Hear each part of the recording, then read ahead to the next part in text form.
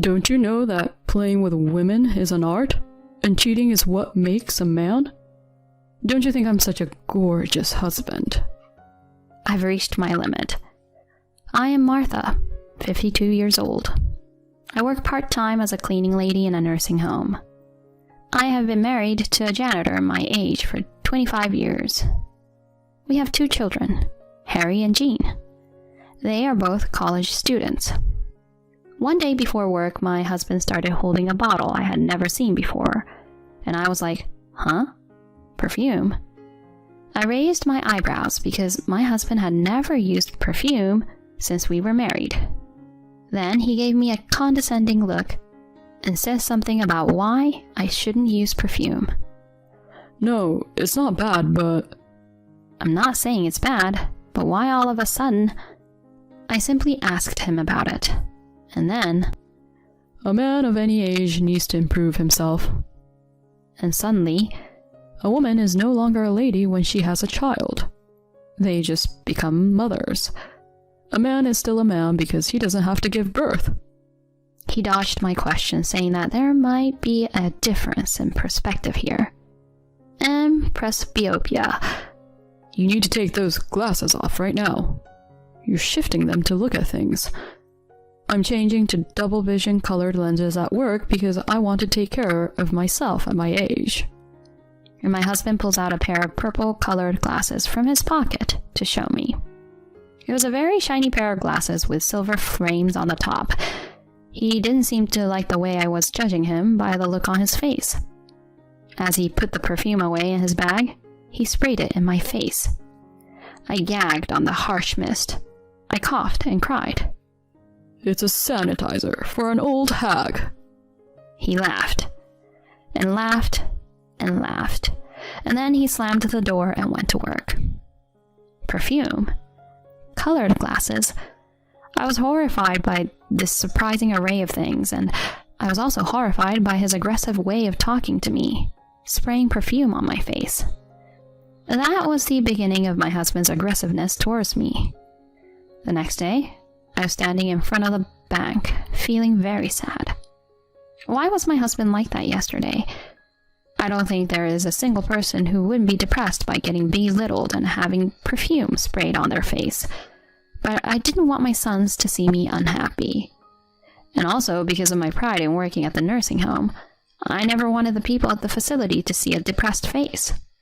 So, there was only one solution. I was a little bit depressed at times like these. Let's go out for a nice lunch alone to blow off steam. I have a bank account with my earnings from my days when I used to be single. I went out in front of the station with the bank book of my personal account. My mother opened this account at the post office when I was born, and it has been funded ever since. And I still save the money for my cleaning job by separating it from the monthly household expenses. I had hoped to use it for my first and second son's weddings, and I have been spending up to $50 a month of it on treats like this. But I didn't feel the need for a reward so soon and didn't use it for a few months. This is a secret course for me. But when I went to the ATM to withdraw the money, I was surprised. I checked my balance, and to my surprise, it was 0. Huh? What? My mind went blank. I rushed to check the contents of the bank book. That's the only place I could think of. I ran home. I was too weak and pale to comfort myself. Did you use the money from my savings account? I hold up the bank book, and he says, I spent it. So what? That was the dreadful reply from my husband. You spent it? Because we're family, and what belongs to the family belongs to everyone. What kind of philosophy is that? This was to fund Harry and Jean's future wedding and new house. You can't touch it. You say what belongs to the family belongs to the whole family, but you can't just spend it all by yourself, I retorted. Then, a wonderful family project. It's a dirty job you have, isn't it? That's why I have to go looking for another woman. What? A woman? I raised my voice. It was so predictable. Oh God, a woman. Unlike you, I'm young at heart, but think about it. Like I said before, you can't just have romantic feelings for your mother. That's more dangerous, right? But that's on you too, because you're not even trying to be a proper woman. You're just doing a dirty job, like cleaning houses to earn money. I'm a better person than you. I'll probably meet with the right girl. I like young women. They smell good, and they don't whine like you. That's too much for him to say. Just when I confront him about an affair, he belittles me for my age and tells me that I'm in the wrong. What? My blood rushes to my head in anger, and my words become louder. My eldest and youngest sons heard the commotion and came downstairs. They could not enter the living room, so they peeked by the door. My husband did not notice this and continued to talk to me. Don't you know that playing with women is an art and cheating is what makes a man? Don't you think I'm such a gorgeous husband? You don't think so, huh? You're just a mother and a cleaning lady. If you have a problem with me, get a divorce. You can't do it anyway because I'm the one who makes our living. I couldn't take it anymore. The blood rushing to my head exploded with a bang. I'll gladly do it, I shouted and poured water on him. I'm going to clean up your filthy mess, so pack up your stuff and get out now. Pack up my stuff and send it here. Fill out the divorce papers there first and send them to me, and I'll sign for them. He took a scrap of a receipt from his wallet and scribbled the address on the back of it and left. I stood in the room afterwards. Why do I have to pack your stuff? Who has been supporting this house? I trembled for a while in anger, but after 2 hours I began to feel uneasy. Would this house be able to hold up? Well, I'll just have to make do. I'll work more hours at my part-time job. I called out to my oldest and second son who were peeking out the door. It had been 2 hours and they were still there. I'm sorry, Mom and Dad are fighting, but you guys don't have to worry about anything. I'll work more at my job. My eldest son blurts out in response. Dad suddenly changed with his stinky perfume. He said having kids makes him old. He said that we're a burden. What? A burden? Yes, he said he wanted to be young. Having kids is a burden, he said. I reminded myself that this was no time for insecurity. You're my reason for living. I won't let you be inconvenienced until you're old enough to live on your own. My work ethic was ignited. Mrs. Martha, have you been cleaning here more often lately? The one in the wheelchair is Mrs. Lucy. She's one of the residents of this nursing home. Well, I'm in need of some money. I laugh in reply as I move the mop around. But I'm getting fat and I should exercise this much. Mrs. Lucy looks at me and says, But your hands are getting so red. Mrs. Lucy reaches out from her wheelchair and grabs my hand. I was unexpectedly overcome by emotions at such a moment. Suddenly, tears fell from my eyes. It was so bad that even I didn't realize at first that I had sunk to the floor. It is not easy to support my sons as a single parent, but I couldn't sit at home and brood over my situation. I was subconsciously tense. I think I suddenly relaxed. I hadn't had someone hold my hand and worry about me since the separation. Mrs. Lucy's eyes widened at my falling tears, but she gently rubbed my back. What happened to you? Tell me. I've been so grateful for all the help you've given me in cleaning my room. I'd love to hear your story and take the crap out of your mind. I couldn't stop crying anymore. I then talked to Mrs. Lucy, crying. Mrs. Lucy was rubbing my shoulder the whole time. A week later, I was in front of the meeting room of the nursing home. Good luck! Mrs. Lucy held my hand the same way she had that day. I nodded. Shall we go? We went into the room with another person. Inside the room, there was my husband. What are you doing here, calling me all the way from work? He asks me with a half smile. I work here. Poor you. So you're going to say, please come home after all?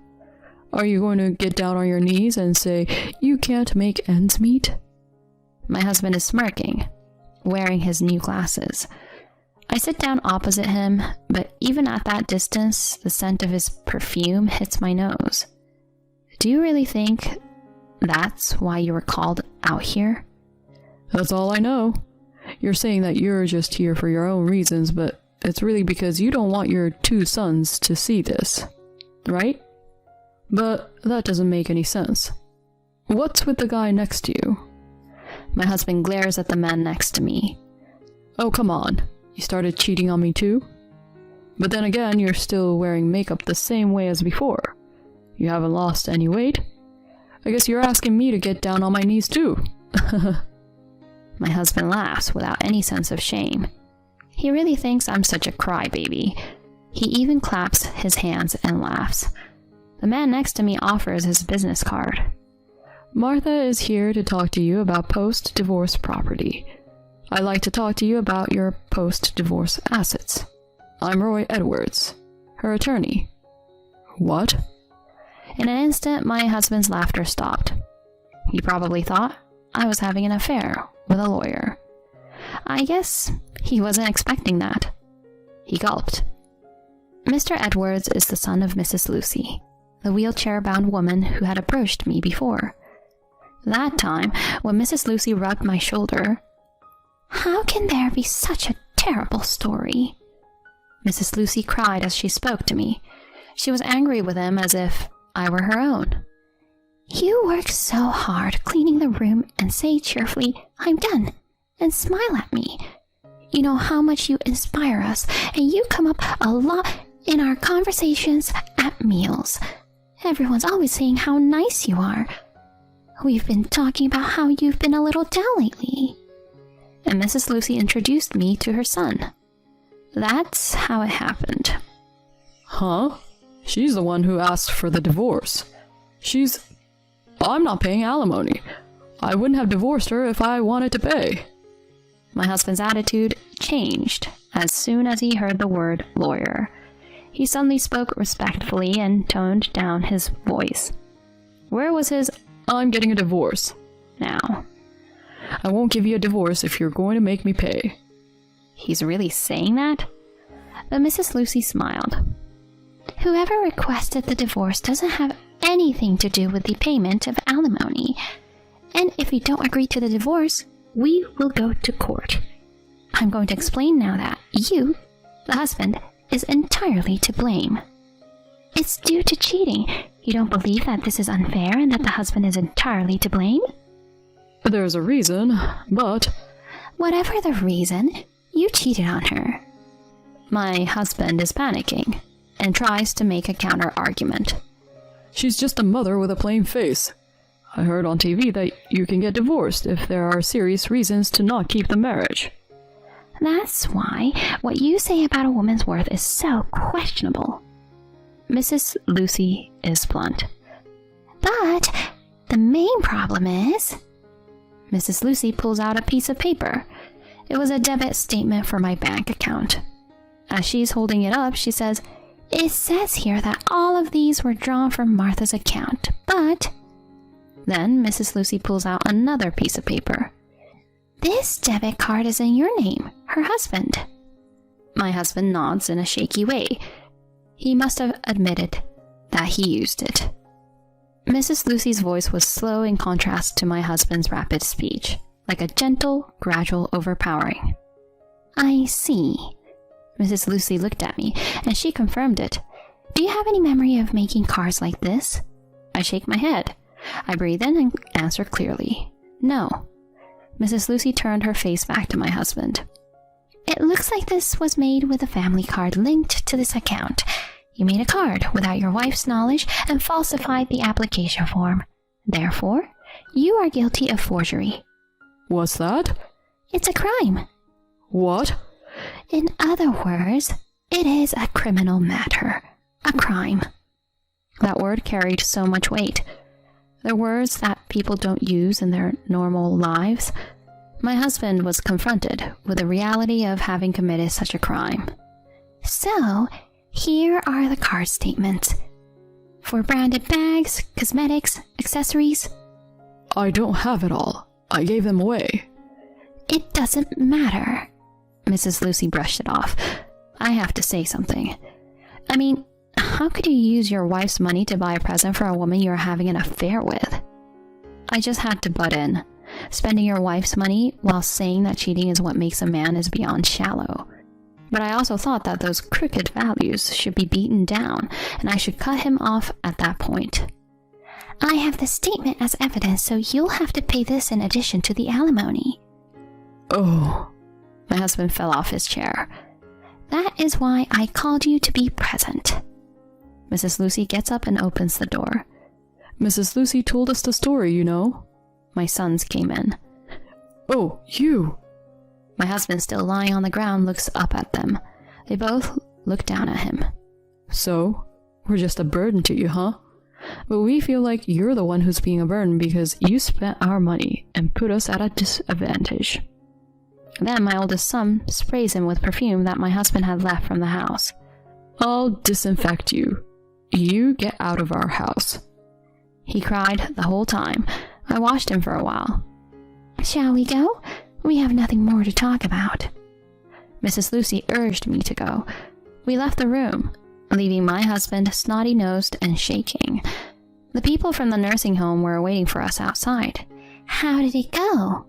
Mrs. Judy, a client from the nursing home who was in a wheelchair, was in the front of the group and called out to us. It was fine. Mrs. Lucy's son replied. Everyone applauded. I looked back at the meeting room. I wonder if my husband can hear the applause as he breaks down in tears. I was able to have this ending with everyone at the nursing home, my oldest and youngest sons.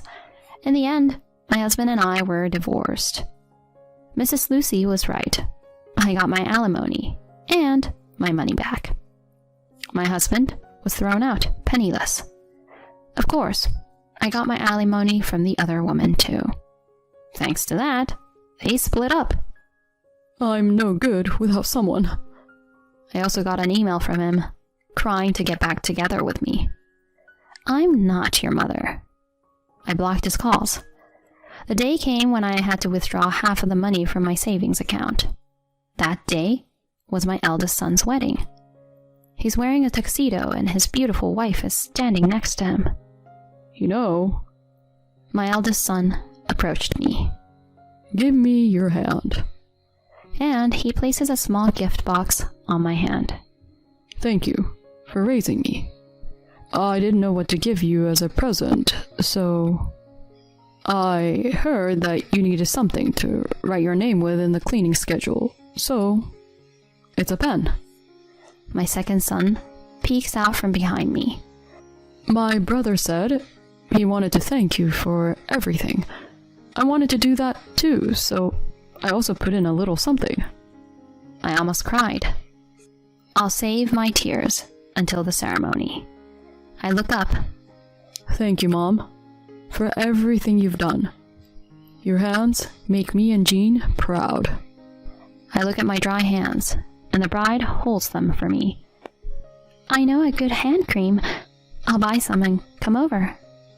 Thank you. I squeezed her hand back. Thank you.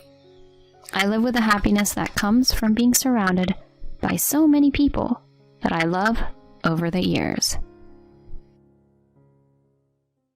After decades of marriage, I found out my husband was having an affair. The other woman was much younger than me, just 20 years old. When I confronted him, he coldly said, Please divorce me for her. I'll give you custody of the kids. I was so shocked, I couldn't find the words. And to make matters worse, he had gotten his mistress pregnant. I told my daughters about the situation, and I decided to go along with a suggestion they made. Just you wait. I'll have my revenge in time. My name is Natasha, and I'm 47 years old. I married Kevin, who's the same age as me, when we were both 25. And in the blink of an eye, 20 years have passed. We have 3 daughters. The oldest is in college, and the other 2 are in high school. They're not quite independent yet, but they're old enough to take care of themselves. With the girls needing less attention, I was able to throw myself into work, which I love. I've worked for a major corporation since before I was married, and earn more than my husband. Plus, the house we live in was given to me by my parents, so we have no mortgage and can live comfortably. With our daughters grown up, my husband and I had more time for each other. One evening, while having a beer together, he excitedly suggested, Hey, Natasha, the kids are getting older. How about we take a trip? Just the two of us, for old time's sake. Really? I can't remember the last time we went on a trip together. You're always taking care of me, and we both work hard. A little luxury won't hurt. That's true. The kids are old enough to handle things on their own now. Maybe we should leave the housework to them? Yeah, that sounds good. Now that it's settled, I need to coordinate our time off. Where would you like to go? A spa would be nice and relaxing. A spa, huh? That does sound nice, he replied, starting to plan the trip with a happy look on his face. Seeing him so happy, like a kid, made me smile too. Whenever I found the time, whether at work or on my commute, I started checking out travel sites. We began to narrow down our destination, and I had already told our daughters about the trip. Him suggesting the trip made me very happy. A month after we talked about the trip, on a day when we were supposed to finalize the plans, I waited for him to come home. He's usually home by the time I get back, but not that day. Even when I got home, he wasn't there, and the girls didn't know where he was either. He usually calls if he's going to be late, so I started to worry something had happened. If there was still no contact after midnight, I decided to call him. As I was thinking this, he finally came home after 11 p.m. Welcome back. I was worried. You were so late, I said as I hurried to greet him, but he had a somber look on his face. What's wrong? Something happened at work? I asked him, and slowly he began to speak. Natasha, I have something to tell you. What's the matter? You seem so serious. I've been having an affair. Come again? I said, I'm seeing someone else. Another woman. I was in shock, unable to speak properly. An affair? My husband? While confused, I somehow managed to ask him, What are you talking about? You having an affair? You know, don't you? It's been going on for a year. A year? Tell me, that's not true. You've never shown any sign of... I've been careful not to get caught. I met with her after work, or when you were working late, and on days off, I'd say I was going to work. That can't be true. You would never do something like that. In an attempt to calm my distressed state, he took my shoulders, looked me straight in the eyes, and began to speak again. I'm really sorry, but there's no turning back now. No turning back? Cut it out with the jokes. We've been together for 20 years. That's just the way it is. Please, divorce me for her sake. Divorce? For her sake? What are you talking about? We were just talking about going on a trip together recently. I'm truly sorry. I couldn't understand a word he was saying. It was as if he had become a completely different person. I pressed him for answers, tears streaming down my face, and he began to explain everything. It turned out that the other woman was a younger colleague from his office, a 20-year-old temp, no less.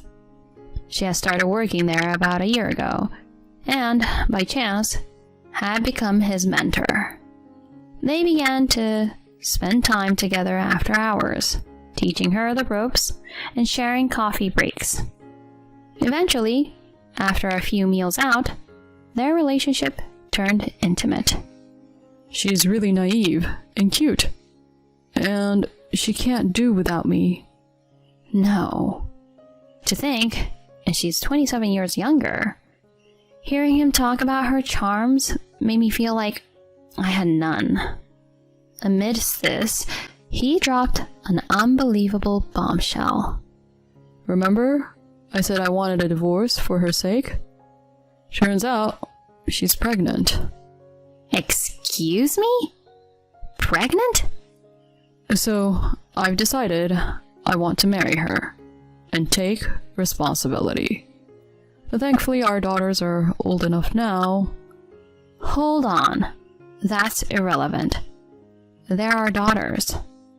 Don't worry. I'll give you custody, he offered, as if that was supposed to be comforting. What? I was dumbfounded, but he was grinning as we spoke about something so serious.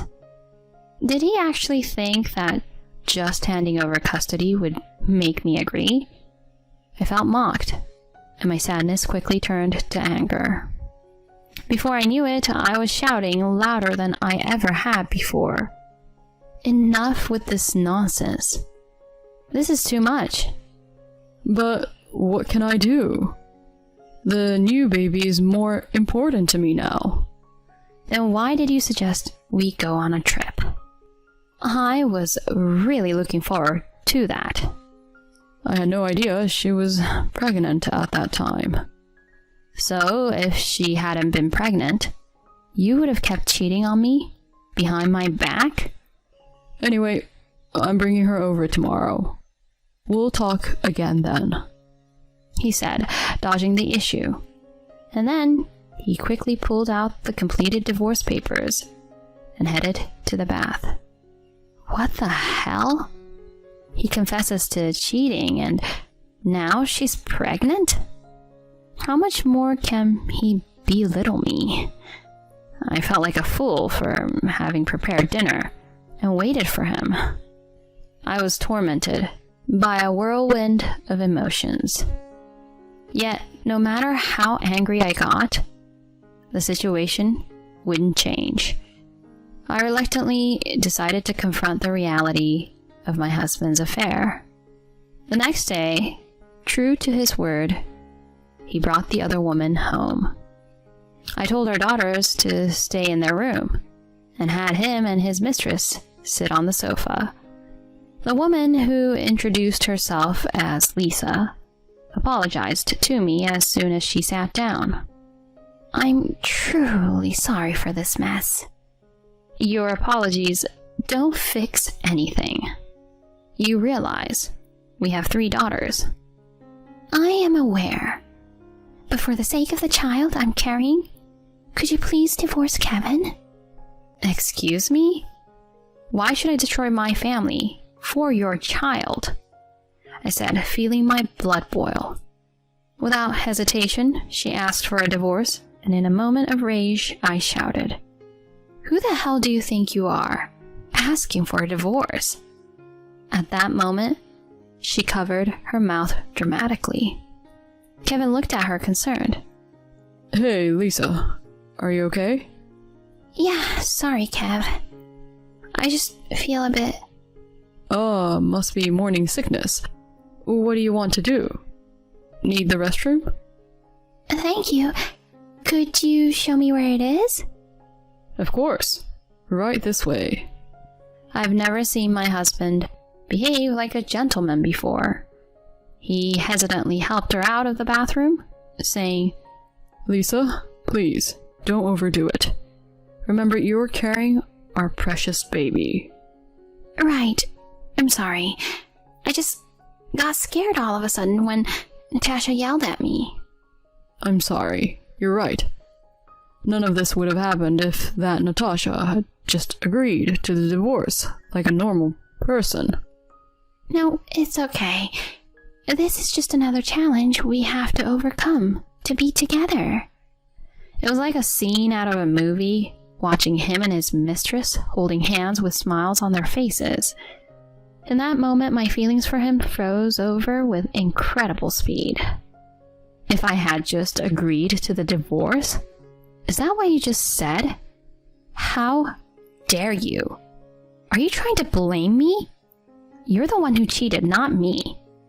I'm so done with this. Fine, let's get a divorce then. Arguing any further seemed ridiculous, so I agreed to the divorce. Immediately after, I kicked him and his mistress out and locked the door. The girls must have heard our voices. They showed up and asked, Mom, is what you guys just said true? I nodded slightly in response. I couldn't hide it anymore. I called my daughters to the living room to tell them about their father's affair. So, that's the deal. Your dad and I are getting a divorce. You girls will need to decide who you want to live with. Together, my daughters responded, Well, obviously we're staying with you, Mom. Of course. But, it would be boring if Dad didn't get punished at all. True. Well then, let's get back at him and that new woman. Right after they proposed a plan. Just like their mother, they're clever. Though I was initially surprised, I agreed to go along with their plan and put on an act. A few days later, I contacted Kevin to talk about alimony and asked him to come over alone. When he arrived, I immediately started the discussion. After the divorce, I'll definitely be asking for alimony.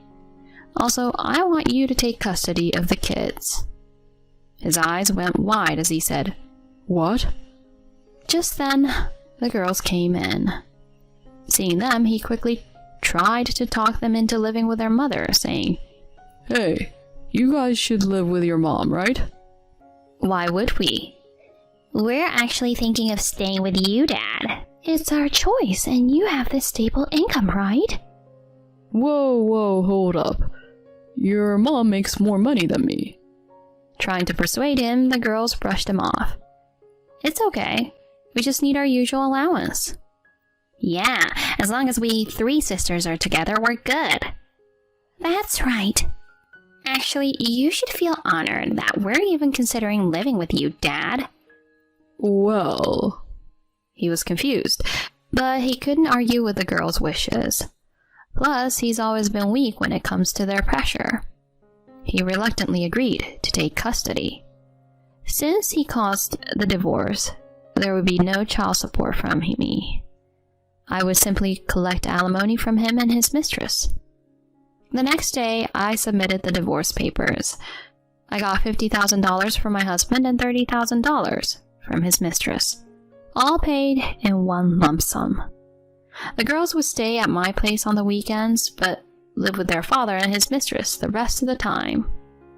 They were living in the small apartment where his mistress used to live, undoubtedly a tight fit for 5 people. But all of this was part of the plan.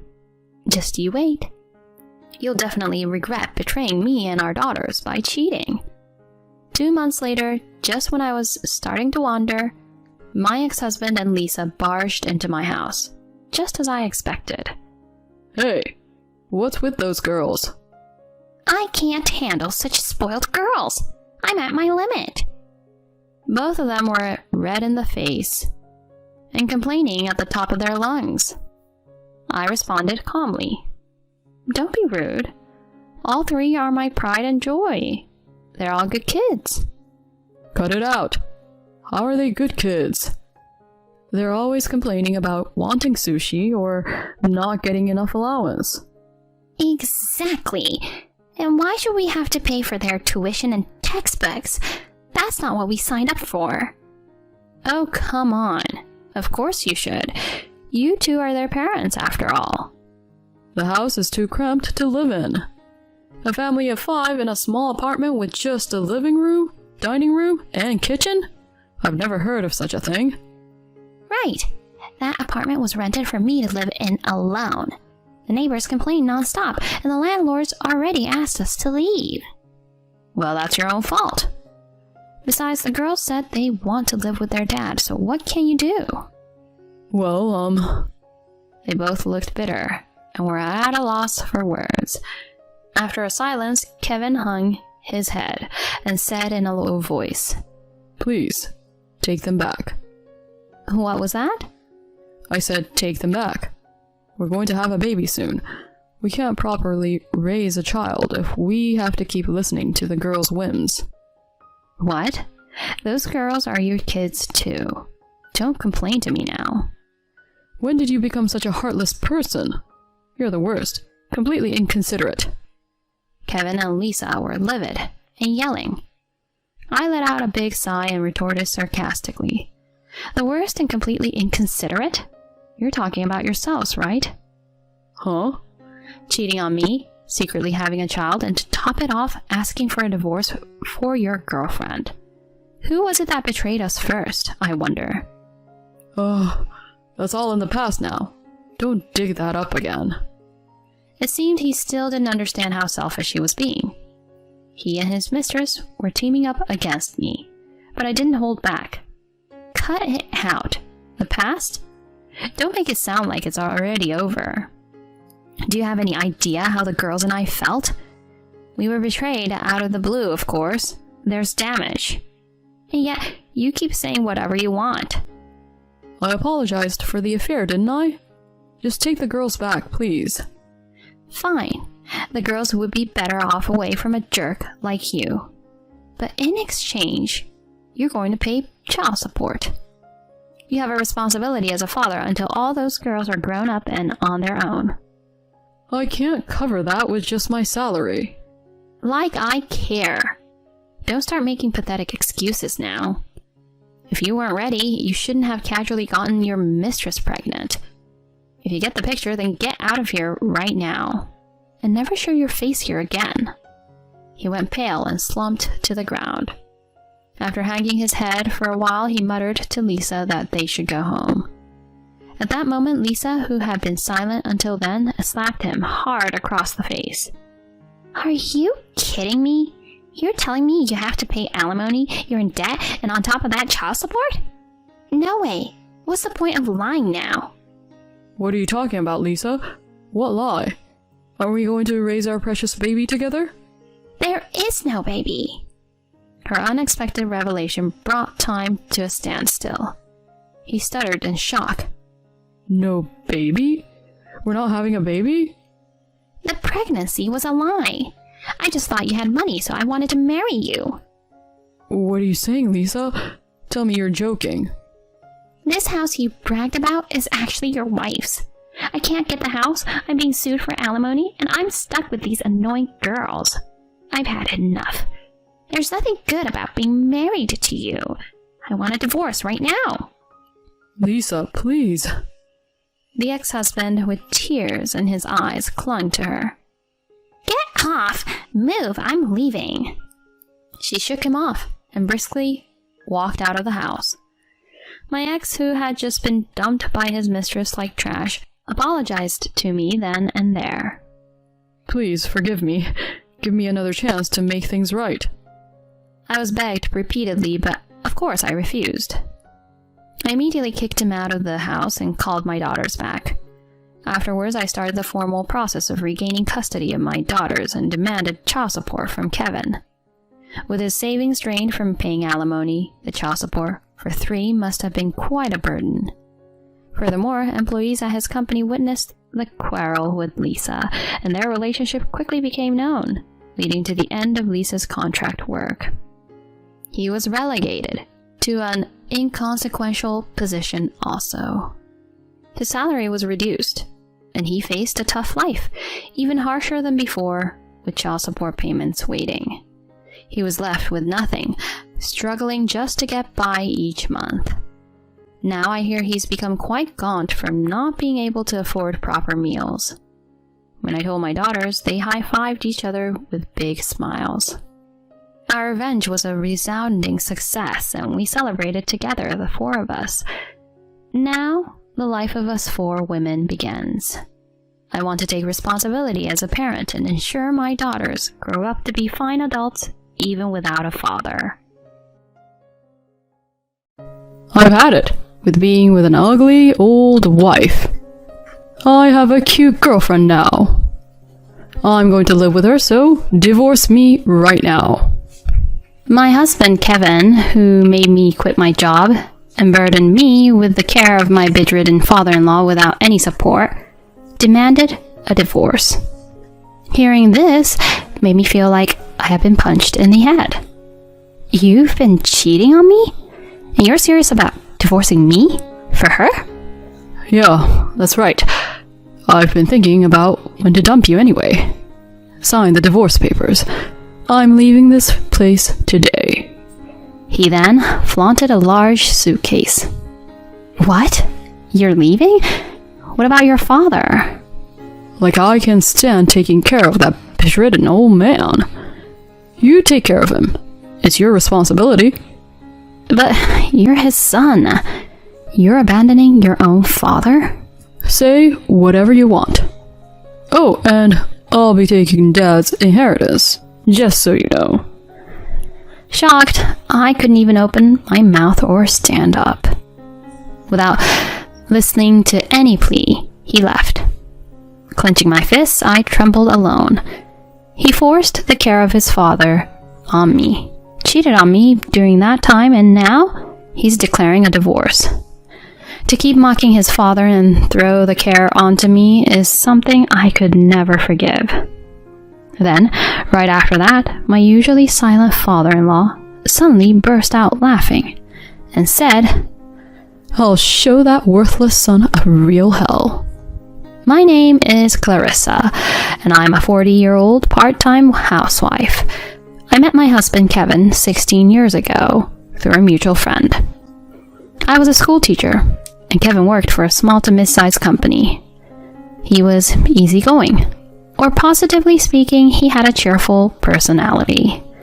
He was the opposite of me, who was often described as too serious, but perhaps I was attracted to the qualities I lacked. Our relationship progressed smoothly, and on our second anniversary, he proposed to me. I happily accepted, and we got engaged. My parents approved of the marriage, and next, we went to greet his family. His mother had passed away when he was in high school, and his father, Connor, a senior executive at a large corporation, lived alone. His family home was quite a mansion, which made me nervous. Ah, glad you could come. I'm genuinely happy to meet you. He looked stern and serious because of his high social status, but he had a warm smile. He was consistently kind to me, and, of course, approved of our marriage. Clarissa, are you sure about marrying this foolish son of mine? I care deeply for Kevin. I see. Kevin, make sure you take good care of Clarissa. I will, Dad. With that, meeting his family went smoothly. On the way back, Kevin, scratching his head, said, Dad's pretty strict with me. I can't really stand up to him. But he's sweet on you, Clarissa. Oh? Looks like you've won him over. Make sure to keep on good terms with him. Of course, I will. Afterwards, we had a small wedding ceremony, and at that time, my father-in-law gave us a wedding gift of $6,700. And so began the life of Kevin and me. We started living in a rental apartment, about a 30-minute drive from his family home. However, we soon ran into a problem. Frankly, Kevin's salary alone was not reassuring. I liked my job as a teacher, so we both worked, but he was surprisingly bad at doing household chores. All the housework was left to me, even if I asked. He wouldn't even vacuum. We're married now, and housework is the wife's job. I'm the husband. I work and come home tired. This was his argument, but I was just as tired from working. Even when I expressed this, his attitude didn't change. Gradually, I got used to him not doing any housework, and I ended up taking care of everything myself. Time flew by, and it had been 5 years since we got married. When I turned 30, a new problem came to light. We hadn't been able to have children. I love kids, which makes sense since I'm a teacher. Kevin wanted kids too, but there was no sign of pregnancy. We both got checked out at a fertility clinic, but neither of us had any issues. We didn't understand why we couldn't conceive, though they say these things happen sometimes. After getting the results, I said to Kevin, "Hey, should we consider trying advanced fertility treatments? They're expensive, but..." What? He frowned all of a sudden. It's a waste of money to spend on stuff like that. Besides, it's your fault we can't have kids in the first place. But the test said there was nothing wrong. No, they're wrong. If there's nothing wrong with me, it has to be you. We can't have kids because of you. Aren't you sorry for that? He kept blaming me for our inability to conceive. He continued to say things like, "Apologize to me for not being able to have kids." And I felt increasingly cornered mentally. Eventually, I began to believe that it was indeed my fault. He blamed me, and I also blamed myself. So I started losing a lot of weight. One day, I went to my in-laws' house, alone, on an errand, and my father-in-law, Connor, was shocked and spoke to me. "Clarissa, you look pale. And you seem to have lost weight. Is something wrong?" "I'm sorry, Connor. I may not be able to give you a grandchild because of me." He supported me as I broke down, crying. As I tearfully explained the situation, he said to me, "There's no blaming anyone for this. It's just something that can't be helped. Clarissa, you shouldn't blame yourself." "Oh, Connor." There are plenty of happy couples without children. That's all you need to aspire to. Don't worry about giving me a grandchild or anything like that. "Thank you, Connor." After that, he called Kevin and scolded him quite severely for how he had treated me. When we came back home, he was fuming. "My dad yelled at me because you ratted me out. How could you do this to me?" It's your fault we can't have kids. So why do I have to get yelled at? This makes no sense. Even after being scolded by his father, Kevin didn't change his stance that it was my fault we were infertile. From then on, as if to show his anger towards me, he wouldn't lay a finger on me. 10 years passed, and I turned 40. Since there was no intimacy, having children was out of the question, and I had long given up on pregnancy. Still, we functioned as a married couple. Though our relationship was cold, we did talk. I continued to handle all the housework and the more bothersome tasks.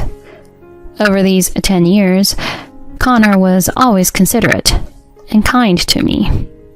When I cooked too much for dinner, I would take it to his place to check on him.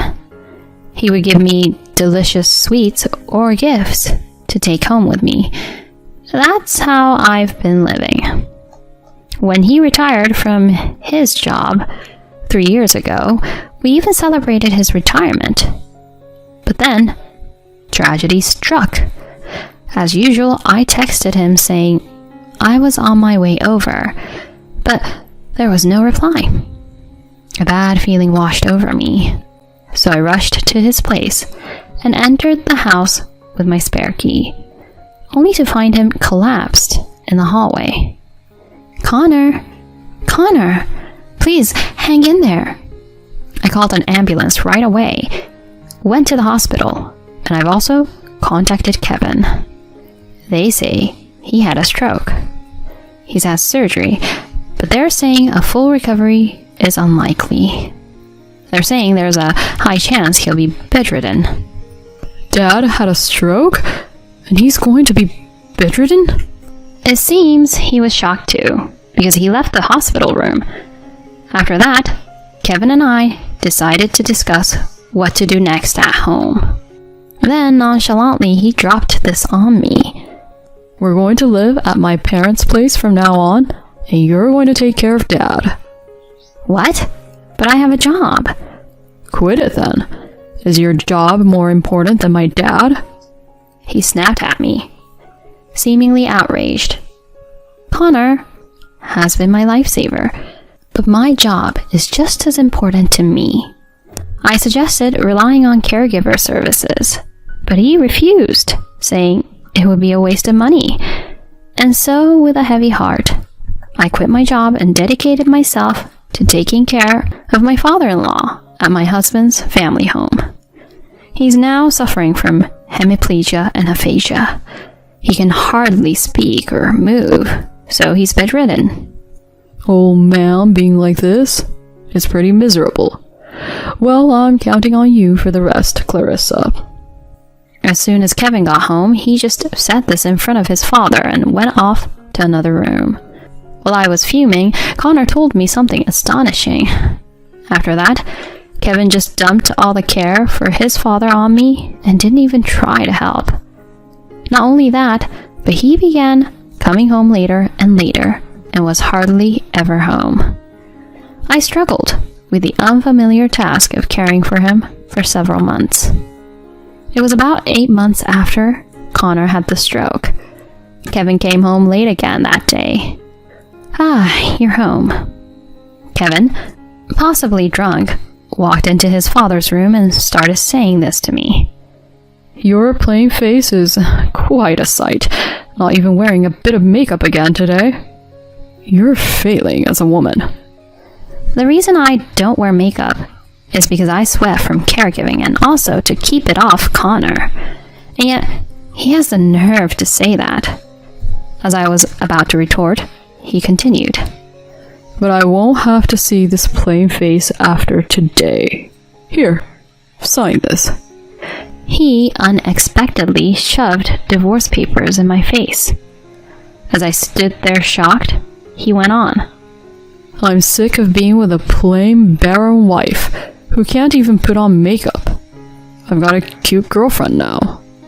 I'm going to live with her, so hurry up and sign. Hearing this felt like a blow to the head. You've been cheating on me? And you're serious about divorcing me for her?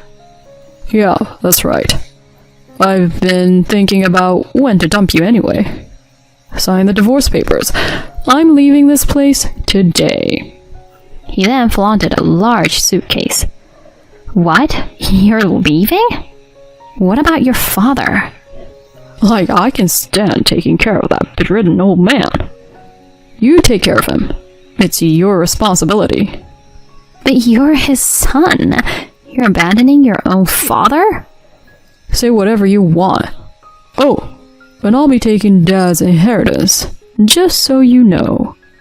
As I stood there, speechless and unable to stand, he added, as if he remembered something. Oh, I'll be taking this too. It's no use to a bedridden man, right? Before I knew it, he had Connor's credit card in his hand. He left without listening to me as I tried to stop him. I stood there alone, shaking with clenched fists. I couldn't forgive him for pushing the caregiving onto me, cheating, and then asking for a divorce out of the blue.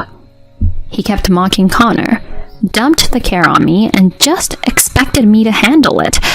I couldn't let this slide. He needed to be punished for this. Yet I had already quit my job, and I wasn't financially equipped. Even though I was desperate, I couldn't leave my kind father-in-law. While I felt hopeless, Connor, who had been silent until now, suddenly burst into laughter. I'm going to show that worthless son of mine what hell is.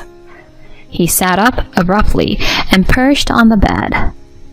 Actually, he had been making progress in his rehab, and his aphasia and physical condition had improved to the point where he could get up on his own. One day, he shared something shocking with me.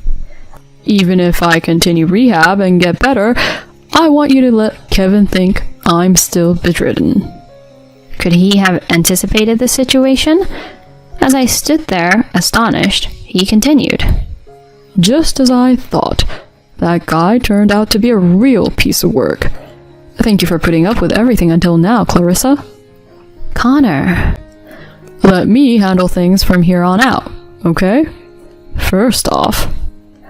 The next day, when I went to ask about Kevin at his company, they simply said he had quit. I tried reaching out to places he might go and to our friends and acquaintances, but he was nowhere to be found. He had completely vanished. However, Connor just smirked and said, Just watch. A month later, as Connor and I were at home, someone began pounding on the front door. When I peered through the peephole, there was Kevin, his face beet red. I looked at my nodding father-in-law and let him in. Hey, Dad's credit card has been declined. Did you cancel it? As he started yelling in the entryway, I silently headed toward the living room. Wait, what do you think you're... What the... Kevin, who had followed me, was stunned to see his father sitting on the sofa. Dad? Why? Weren't you supposed to be bedridden? It's been a while, Kevin. Take a seat over there. As Connor spoke calmly, Kevin sat down on the sofa, trembling. I stood next to Connor with a stern expression. I was the one who canceled the credit card. Why should I let you use my money? Dad, it's not like that. Connor ignored him and looked at me. I spoke in a quiet voice. I'm going to go after you for infidelity. I want alimony. What? Alimony? What are you talking about? Remember? You confessed to cheating before, right? It's only fair to ask for alimony. He stammered, but he eventually blurted out. I never cheated. There's no proof. I silently slammed several photos onto the table. They showed him entering a hotel with a young woman and kissing her. What the hell is this? Your father had a detective investigate. A detective? You shouldn't have been able to find me. I was in the next state. Then Connor said with a look of disbelief. If you look at the credit card statements, it's easy to figure out where you are. You always use the same hotels. You're truly a fool. Oh. His face went pale, but he quickly tried to regain his composure. This happened after we got divorced. It doesn't prove I cheated during our marriage. Excuse me? We're not divorced yet. When I showed him the divorce papers that hadn't changed since that day, Kevin grew even paler. You haven't filed them yet? Of course not. You think you can just disappear without discussing money and leave everything to me? But... As he hung his head, Connor spoke in a stern voice. It looks like you've racked up some debt, haven't you? You were probably counting on my estate to bail you out. What? How did you even... But Dad, I'm the only one who can inherit your estate, so what's the big deal? Watching him, my father-in-law just scoffed. I've decided to give my estate to Clarissa while I'm still alive. You will be excluded from the inheritance. You won't get a thing. It seems you were banking on me dying soon, but you miscalculated. What? I'm being excluded from the inheritance? Despite Kevin's pleas to reconsider, Connor was serious. Realizing this, Kevin turned to me, begging. Clarissa, I messed up big time. I'll break it off with the other woman. Let's start over. And you haven't filed the divorce papers yet, right? This will work perfectly. In response to his desperate plea, I raised my voice and told him straight. As if I'd ever start over with you. We're getting a divorce. I'm going to demand my share of the property, so pay up and get lost. No. I threw him out of the house as he hung his head low. Later on, my divorce from Kevin was finalized. I managed to receive half of our joint savings without a hitch. With no inheritance from his father, Kevin was quickly dumped by his mistress.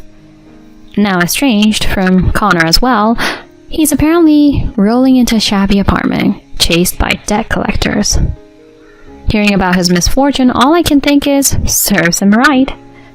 As for me, after receiving the gift from my father-in-law, I was introduced to a tutoring school run by one of his acquaintances. I began working there as a teacher. As for Connor, he moved into a slightly smaller house, hired a caregiver, and is living a comfortable life. His health has greatly improved, and we sometimes have lunch together. I'm grateful to him and want to keep moving forward, lighting up my life with positivity.